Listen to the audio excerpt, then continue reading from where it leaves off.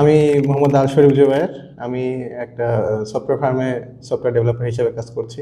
সেফুডের থেকে আমি প্রোডাক্ট নিচ্ছি প্রায় 2 বছরের কাছাকাছি হয়েছে। তো আমার ওয়াইফ যখন প্রেগনেন্ট ছিল, ওই সময় আমি একটা ভালো সোর্স খুঁজছিলাম, ভালো খাবারের একটা সোর্স। তো সেই সময় আমি সেফুড খুঁজে পাই এবং ওই সময় থেকে আমি সেফুড থেকে প্রোডাক্ট নিচ্ছি।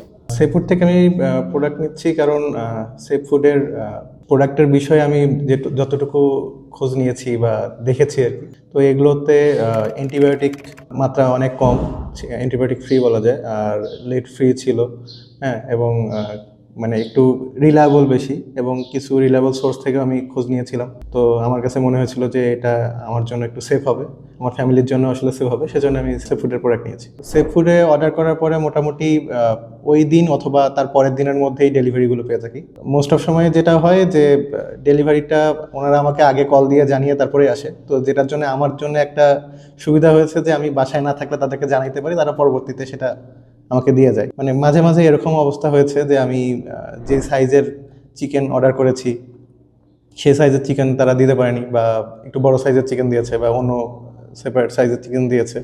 তো সেটা আমাকে আগে মানে ওখানে দেওয়ার সময় জানানো হয়েছে, বা যদি আমি সেটা নিতে না চাই তাহলে তারা পরবর্তীতে সেটা আমাকে রিপ্লেস করে দিয়েছে। বা যদি প্রোডাক্ট রিসিভ করার পরে আমার মনে হয়েছে যে এই প্রোডাক্টটা আমার কাছে ভালো লাগতেছে না, বা হয়তো এটাতে একটু ইস্যু মনে হচ্ছে যে আমি যেরকম চাচ্ছিলাম সেরকম পাইনি, তাদেরকে কমপ্লেন করার সঙ্গে সঙ্গে তারা ওটা রেখে দিতে বলে পরের দিনের মধ্যে ওটা আমাকে রিপ্লেস করে দেওয়া হয়েছে। তো আমি এই সুবিধাগুলো তাদের কাছ থেকে পেয়েছি আর কি। আমার এখন যে সার্ভিসটা পাচ্ছি সেটা নিয়ে আসলে সেরকম কোনো ইয়া নাই, মানে নতুন করে তাদেরকে দেওয়ার মতো কোনো মতামত নাই। হ্যাঁ, আমার কাছ থেকে যেটা চাওয়া যে তারা এখন যেই টাইপের সার্ভিস দিচ্ছে সেটা যদি তারা মেনটেন করে চলতে পারে তাহলে আমাদের জন্য, মানে কাস্টমারদের জন্য খুব ভালো হবে।